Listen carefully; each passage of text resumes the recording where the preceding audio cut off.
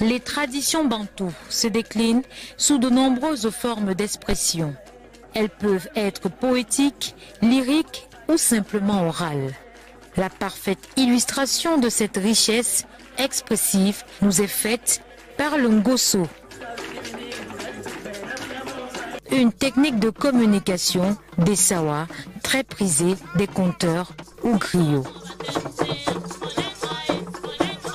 Le ngoso est très ancien.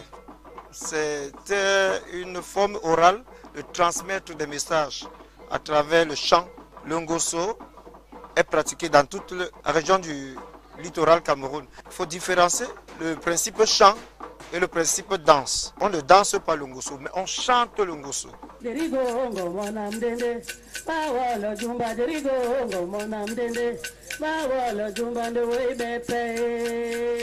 Nous allons mettre un accent pour que les jeunes ne se perdent plus, qui disent plutôt je vais chanter le ngoso et je vais danser les sewe. Il y a le yanga yanga, c'est un pas de danse particulièrement adressé aux femmes. Il y a le maloko, qui est un pas de danse adressé aux hommes. L'homme et la femme ne dansent pas pareillement les sewe. Les sewe même est pratiqué à partir du chant ngoso. S'il n'y a pas de ngoso, il n'y a pas de sewe.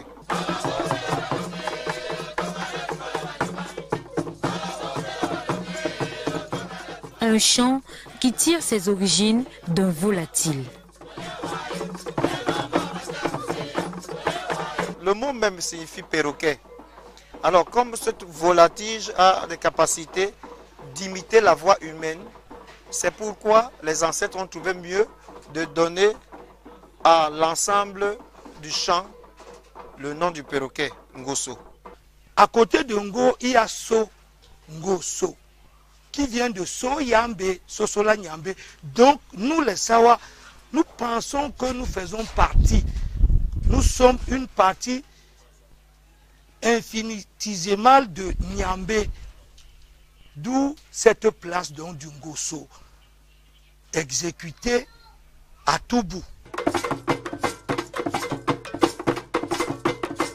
Pratiqué depuis la nuit des temps par les ancêtres Sawa, le chant traditionnel demeure l'élément de médiation pour dénoncer, relater ou encore rendre hommage.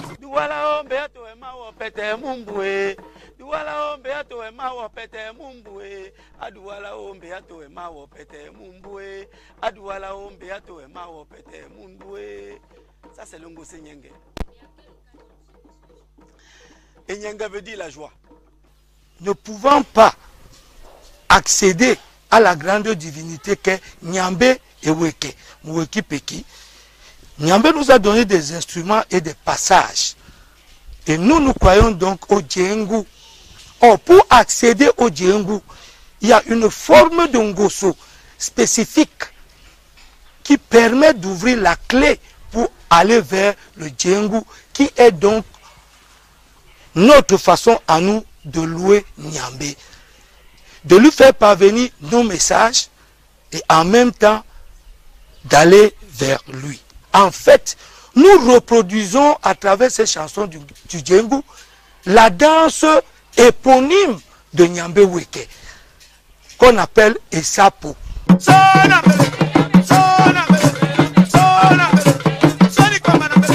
L'exécution de ce chant varie en fonction des événements.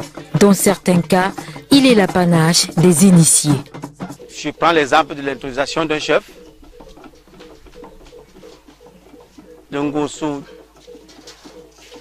qu'on appellerait ici Ngosa Djengu. C'est un genre particulier, donc les paroles sont même codées et qui n'est exécuté que par des initiés. Le ngoso a une dimension très élevée, surtout dans le Sawa. Pourquoi? Parce que grâce au ngoso, on peut convoquer, sinon invoquer les esprits. Il faut donc avoir l'initiation. D'ailleurs, nos nganga, c'est-à-dire les médecins traditionnels, utilisent le ngoso pour soigner.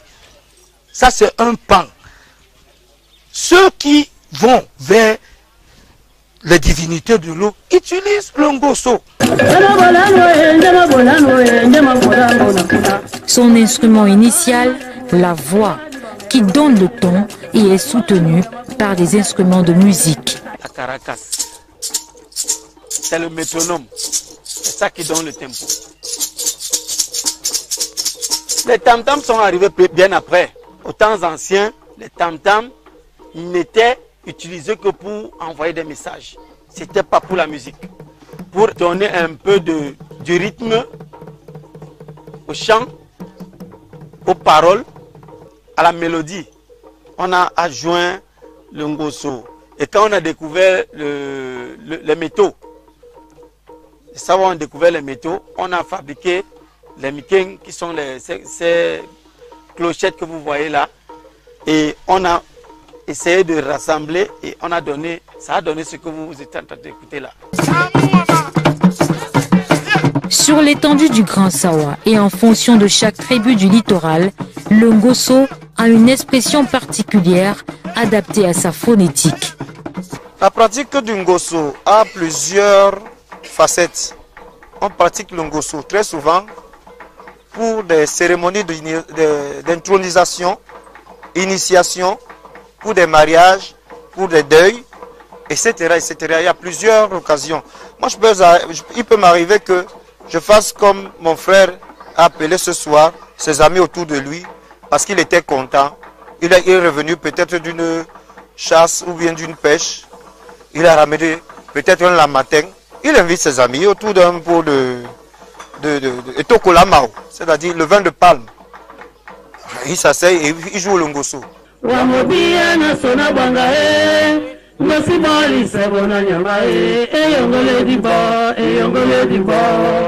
Je rends hommage ici à nos mamans, à nos grands-mamans qui, lors des veillées mortuaires, exécutaient toujours cette air, c'est-à-dire dans les heures tardives de la nuit, pour chasser le sommeil et pour faire appel à l'esprit de celui qu'on va enterrer. Ils chantent, ils vont chercher l'esprit du défunt.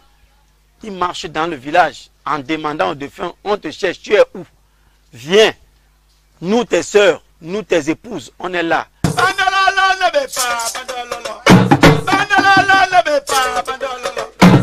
Aujourd'hui, le ngoso continue d'exercer son pouvoir magique et mythique sur la jeune génération, et ceci depuis la Renaissance et l'éveil culturel des années 80. Il s'est passé qu'à un moment donné de la vie, nous étions des fanatiques du football. Qui ne sait pas qu'au Cameroun, tout jeune qui sort est un bon fanatique du football. À cette époque, si à Bonaberi il y avait une équipe, à Akwa il y en avait une autre, à Daïdo, ainsi de suite. Nous allions donc supporter ces clubs mythiques de cette époque des Sawa. Et chemin faisant, on a réalisé que,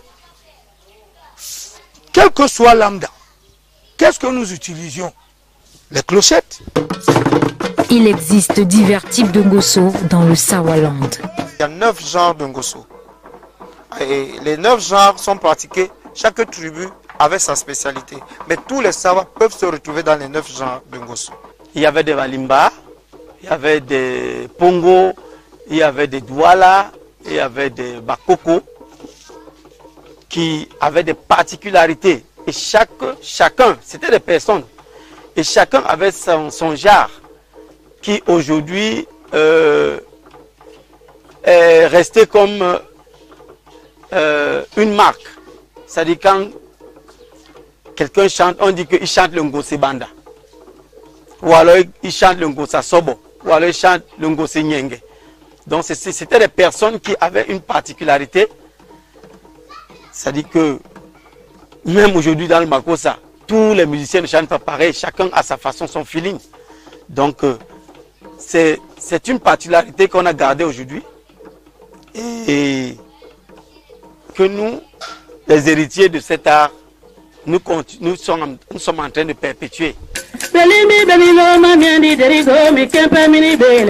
Le Nabasque est l'une des écoles de cet héritage culturel longtemps rangé dans les oubliettes de la mémoire collective. Il y a eu un moment où cet art tendait à disparaître.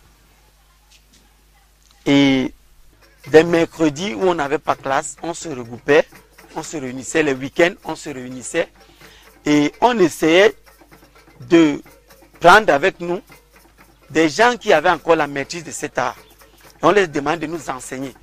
Et on a essayé de réveiller cet art qui aujourd'hui constitue un maillon fort de notre culture. Depuis l'avènement du Nabasque, la ville de Douala seule compte une 50aine de groupes ou Mangando Mangosso. Il y a une école au canton Bonambela, Nabasque, qui a fait ses preuves ici et ailleurs. À Bonaberi, il y a Bongongi Babele. Il y a des élèves, ils sont là, des apprenants qui ont bientôt 5 ans et qui sont déjà aptes à tenir cet art. C'est-à-dire que nous sommes vieillissants, nous pouvons les laisser parfois, nous laissons parfois aller dans des soirées, tenir des soirées, animer des fêtes. Le Ngosso occupe une place importante dans la célébration du Ngonda Sawa. Le Ngosso apporte son essence même au Ngondo. Les coussos de pirogue, elles ont leur chant particulier, qui sont cadencés avec le rythme des pagaies. Et celui qui descend dans l'eau pour parler aux ancêtres, chante d'abord. Donc, sans le Ngosso, le Ngondo existerait toujours, mais aurait un centre très léger. Nous avons les Nganga, Miengu chez nous, les prêtres des eaux, qui sont une tribu spéciale, qui ont une maîtrise du Ngosso, que nous les jeunes aujourd'hui, nous essayons d'approcher, mais nous ne pouvons pas la voir parce que nous ne sommes pas, les Pindi ne sont pas initiés comme eux. Ils descendent directement des Ondines. Nous qui apprenons, nous apprenons parce que nous avons des apparentés aux Ondines. Ngosso Kamuni Yamosawa, ainsi va l'histoire de ce chant traditionnel des peuples de l'eau.